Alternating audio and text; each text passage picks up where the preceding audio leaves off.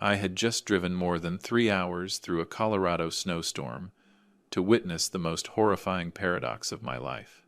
My wife, Diane, was huddled outside the porch of a mansion worth 45 million U.S. dollars. Inside, my son and my daughter-in-law were laughing out loud, raising their glasses by a warm fireplace. They left their own mother out there, in the cold. If this story resonates with you, please hit the subscribe button and tell me in the comments where you're listening from. And now, let me take you back to that moment. The cold in Aspen that night, even wrapped in the thickest coat I owned, was nothing compared to what I felt the moment I stepped out of my SUV. My car, a heavy Range Rover, came to a stop right in front of the slate stone steps. The silence was terrifying, only the wind howling through tall pine trees, and the soft thud of falling snow. This rustic modern mansion, one of my newest designs, was supposed to be a refuge. Dark timber frames, wide glass windows, glowing with warm light from inside. And then I saw Diane. She wasn't hidden in some corner. She was sitting right on the stone steps, pressed against the freezing wall, curled up like a child. She was wearing the thin, cream-colored cashmere sweater I gave her for her birthday. That sweater was made for a mild autumn evening, not a Colorado snowstorm. I could see her salt and pepper hair clumped together from the damp. Her lips were pale. Her arms were wrapped tightly around herself, hands gripping her elbows. I didn't shout. I didn't run. I just stood there and looked through the massive window. Inside, a crystal chandelier flooded the grand living room with light. A stone fireplace stretched nearly to the ceiling, flames roaring so strong I could feel the heat from where I stood. Mark, my son, was standing beside Chloe, my daughter-in-law. Chloe was laughing, a wide, radiant smile, as she reached out to take a glass of champagne from her father, Attorney Vance. They were celebrating, opening gifts. No one looked outside. No one noticed that the woman who gave birth to Mark, the woman who spent 30 years building this family, was being left outside in freezing air. The pain wasn't a sob. It was a stone lodged in my throat. My chest tightened, not from the cold, but from the absurdity, from the betrayal of what I was witnessing. I had traveled the world, built the Sterling Holdings empire, and trusted my son completely to handle everything here. This was what that trust had produced. I opened the car door. The slam shattered the silence. Diane looked up. There was no relief in her eyes, only fear. Was she afraid of me, or afraid of what would happen once I stepped in? I knelt beside her. The stone burned with cold. My hand touched her cheek. Her skin felt like ice. Diane, my voice was rough. What happened? She stammered, trying to defend them. Rob, I spilled some wine, a bottle of expensive wine, from the Vance family. She pointed to a small stain on the white carpet inside. Mark said, I needed to calm down. That cool air would help. I locked myself outside. The fear in her eyes was worse than the cold. She was protecting the people who punished her. I lifted her up. Her body was shockingly light. I pushed open the heavy oak door and stepped inside, carrying with me the cold and frozen rage. All laughter stopped. Mark walked toward me. There was no remorse on his face, only irritation. Dad, he said calmly, as if I were the problem. We have guests. Mom hasn't been well. We're following the doctor's advice, trying to manage her condition. Chloe stepped in, her voice sweet, but hard as steel. The doctor said Mom, Diane needs to avoid stress. She intentionally disrupted our celebration. We were just trying to manage the situation. Manage, I repeated it quietly, yet my voice echoed through the room. It was the voice I used to close multi-million-dollar deals. Cold, final. You call leaving your mother outside in the snow. Management, I looked straight into Mark's eyes. He didn't look away. That made it worse. He believed he was right. He believed this cruelty was necessary. I laid Diane down on the large leather sofa. She wouldn't stop shaking. Then I turned back to Mark, Chloe, and the satisfied face of Attorney Vance behind them. There is no explanation, I said, every word heavy that justifies throwing your mother into the snow. This ends now. I didn't need to raise my voice to break their arrogance. I glanced at my watch. 10:35 in the evening. Pack my wife's things, I ordered. Right now. We're leaving. In Mark and Chloe's stunned expressions, I saw the rage of people being stripped of control. They were used to running everything. But now, the man who built all of this, the man they mistook for weak and distracted, had finally awakened. Mark and Chloe didn't dare push back right away. Being exposed in a room full of guests, even through silence alone, stunned them. Besides, they still thought I was just an angry old man, a brief outburst that would end with a large check. But I wasn't angry. I was calculating. I sat beside Diane on the sofa, pulled a heavy wool blanket over her shoulders. The warmth slowly seeped in, but she was still trembling. I could feel her trying to speak. The words wouldn't come. Fear had locked her throat shut. "Bring Diane's bag out here, Mark," I said again. My voice low, meant only for Mark and Chloe. 10 minutes. If it's not here, I'll call security and report a robbery. That was a language Mark understood. Power.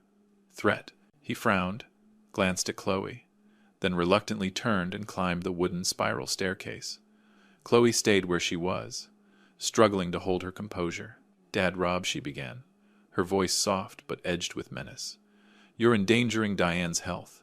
The doctor warned us about sudden environmental changes. If anything happens, we'll be forced to hold you responsible." I looked straight at her. Chloe's eyes were an icy blue, beautiful in an artificial way. "You're not a doctor, Chloe," I said calmly.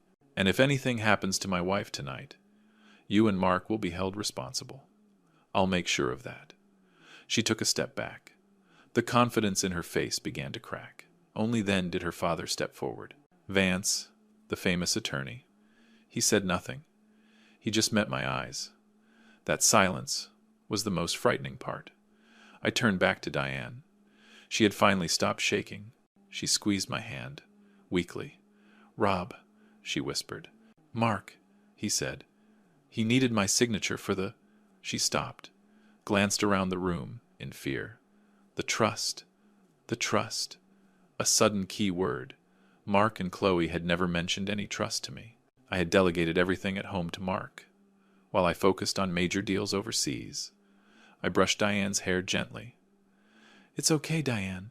We'll talk about this later." Mark returned, dropping Diane's old leather bag onto the hardwood floor with a thud. "It's done," he said. "Are you satisfied now? You can take Mom and go. But you should know, everything related to finances, temporary control, and Mom's assets is under my authority. You gave that to me. You can't change it because of a moment of impulse." He emphasized the words, "you gave." He was reminding me of the greatest mistake of my life. I trusted my son. I was too busy building an empire to notice I had handed the keys to a traitor. I stood up. I didn't pick up the bag. I stared at Mark. "I'll be speaking with your attorney Vance very soon, Mark," I said evenly. "Don't forget, I built this empire from nothing, and I know how to destroy things far faster than I ever built them." I didn't wait for a reply. I carefully helped Diane to her feet and walked her out of the glowing mansion, leaving behind whispers and the restrained fury of people who believed they still controlled my life. The drive to Denver passed in strained silence. I had rented a secure penthouse, one I used for private meetings. Once we arrived, and I secured the place, I checked on Diane.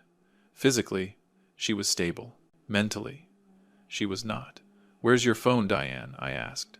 She shook her head weakly. "Mark has it," he said. I was being watched. By outsiders. That he needed to protect me. A blatant lie, meant to isolate her. Then she looked at the pillow and pointed. "This." She indicated an old iPad she hadn't used in a long time. "I use it to listen to music.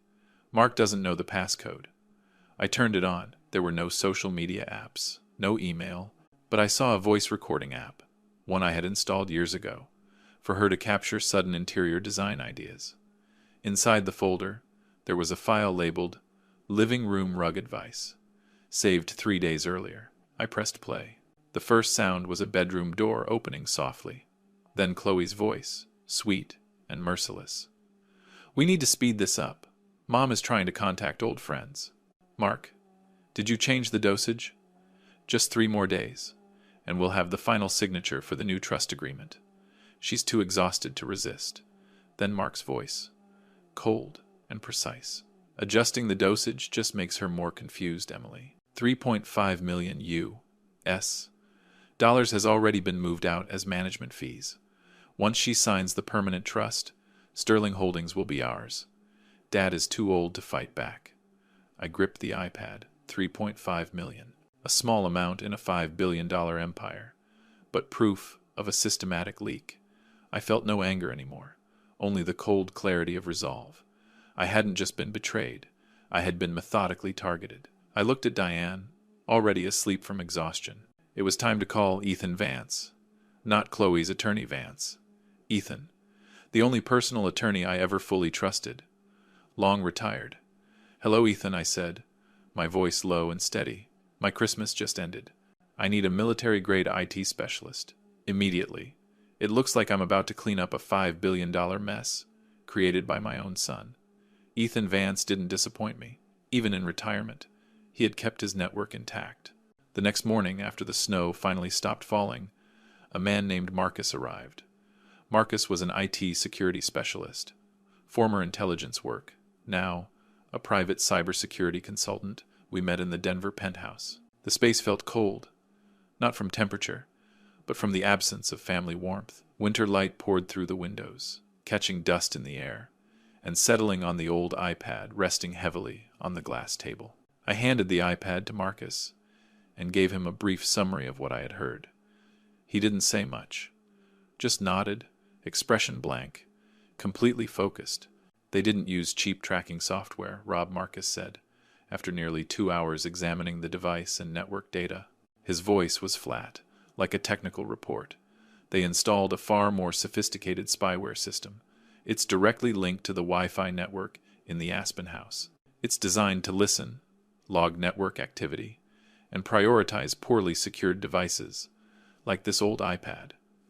But what truly chilled me wasn't the spyware. Marcus had found a vulnerability inside Mark's internal network. "Mark is confident," Marcus said, glancing at me. "He encrypted all the important data, but stored the core files in a hidden folder on an older internal server, a server he believed was disconnected. My guess? He kept it as a trophy." Marcus typed a few final commands.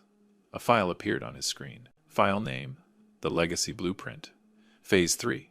A sharp pain hit my temple. This was a plan, not impulsive greed. I reached for the laptop, but Marcus stopped me with a gentle shake of his head. "Let me summarize it for you," he said quietly. "It's clinical." Then he began to read. Every word, every sentence, landed like a bullet. The document wasn't written by Mark. It was created by Chloe's father, Attorney Vance. It outlined a 2-year strategy to transfer control of Sterling Holdings. It wasn't just about money. It was about psychological destruction, aimed at Diane, my wife. Phase 2, objective, Marcus read emotionless. Isolate the target. Eliminate external support systems. Friends, hobbies, and similar influences. Assessment achieved 85%. Phase 3, objective. Weaponize unstable health conditions for legal leverage. Adjust medication dosage to induce confusion and public incidents. Assessment, in progress. Risk level, low. I saw Diane's terrified face again. She hadn't just been isolated, she had been slowly poisoned. And then, the most horrifying detail, in the appendix. There was a list titled Disciplinary Actions Log. It documented every punishment Diane received for what they called inappropriate behavior. December 23rd. Target damaged valuable guest property. Wine. Action, forced exposure to extreme environment. Result, significant reduction in resistance. November 10th, target attempted to access bank accounts. Action, Wi-Fi access terminated and isolated in bedroom for 48 hours. Result, target accepted control. I covered my face. I couldn't believe my wife's life had been reduced to metrics, reports, and cruel success ratings. This wasn't explosive rage. It was a deep, aching realization of my own failure. I had trusted my judgment too much. I built an empire on trust, yet was blind to the cruelty happening under my own roof. I handed my wife's life to a monster. The worst part is, Marcus hesitated.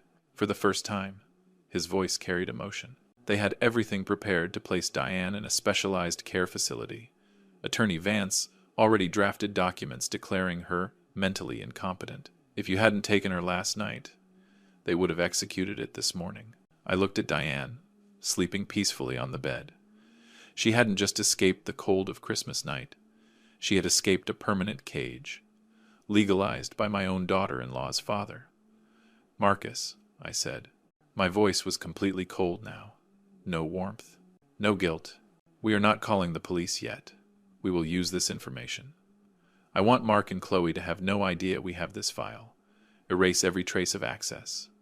Then, we begin the counteroffensive." I looked again at the legacy blueprint. The name suggested a noble inheritance. To me, it was proof of betrayal.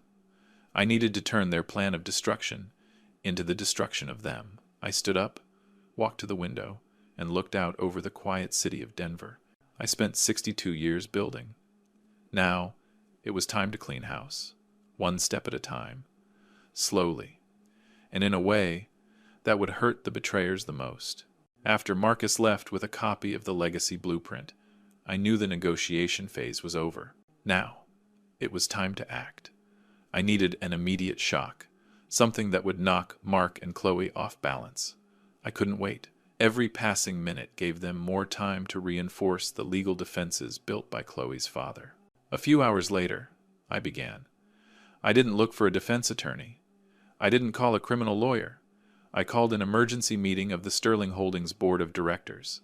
Mark made a fatal mistake when he challenged my authority. The moment he temporarily froze several corporate accounts tied to me, he unknowingly reopened the door for my return. The setting was simple. The penthouse, a virtual boardroom. I asked Diane to sit beside me. Her presence mattered. She was far calmer now, no longer shrinking in fear. Knowing the truth had given her back part of her will. The meeting began at 10 in the morning.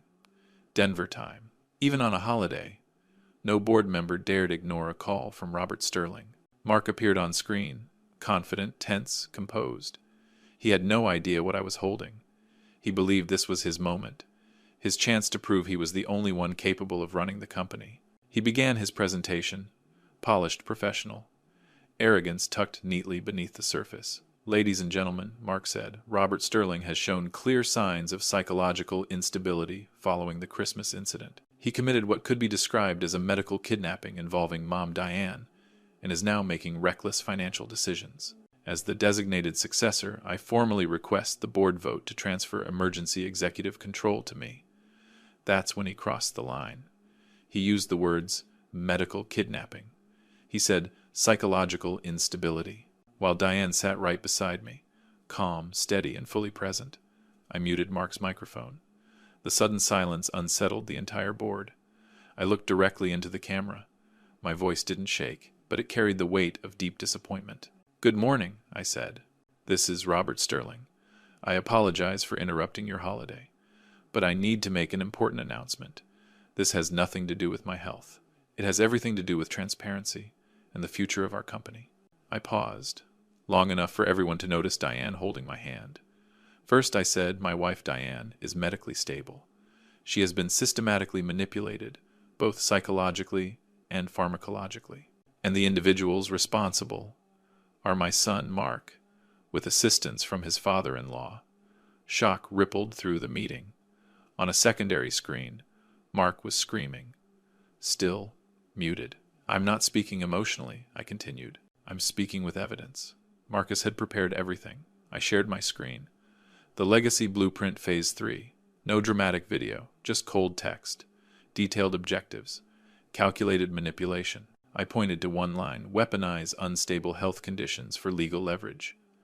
Then I played the audio recording from Diane's iPad. Mark and Chloe's voices, discussing medication changes, waiting for the final signature, planning the takeover. 3 minutes. That's all it took. Mark's career collapsed in 3 minutes. Years of image building. Gone. I looked at him on the screen. His face was pale now. The arrogance was gone. Only panic remained. I am in possession of evidence, I said, showing that Mark Sterling used corporate funds to pay for legal and consulting services related to manipulation and potential elder abuse. This is a severe breach of fiduciary duty and business ethics. I turned back to the board. I've worked with you for decades. I know what you value. I could handle this quietly, behind closed doors. But I won't. This betrayal must be exposed. Mark didn't just betray me. He betrayed the legacy we built together. Mark finally unmuted himself. His voice broke as he shouted, "You can't do this. You can't destroy me. This is everything I have." I looked at him without mercy. I was no longer a loving father. I was a chief executive making a final decision. "Board members," I said, "I am not only terminating Mark Sterling from all positions within Sterling Holdings, I am making a larger decision." I looked at Diane. She smiled softly, in agreement. "Sterling Holdings is valued at over $5 billion US dollars," I said. "I built it on trust. That trust has been broken. To protect the company from any future takeover attempts or legal disputes by any member of the Sterling or Vance families, I hereby declare the following Sterling Holdings will be dissolved. All assets will be transferred into a private charitable trust, the Sterling Compassion Foundation." The silence was absolute, an empire erased in a single moment. "The mission of this foundation," I concluded, "will be overseen by Diane Sterling, under strict supervision by selected board members. Everything Mark and Chloe tried to steal will now serve to protect the vulnerable. Please prepare the paperwork." I ended the call, leaving Mark shouting into a dead screen. I turned to Diane. She gripped my hand tightly. "We did it, Rob." I nodded. "I lost my son, but I saved my wife and my own soul."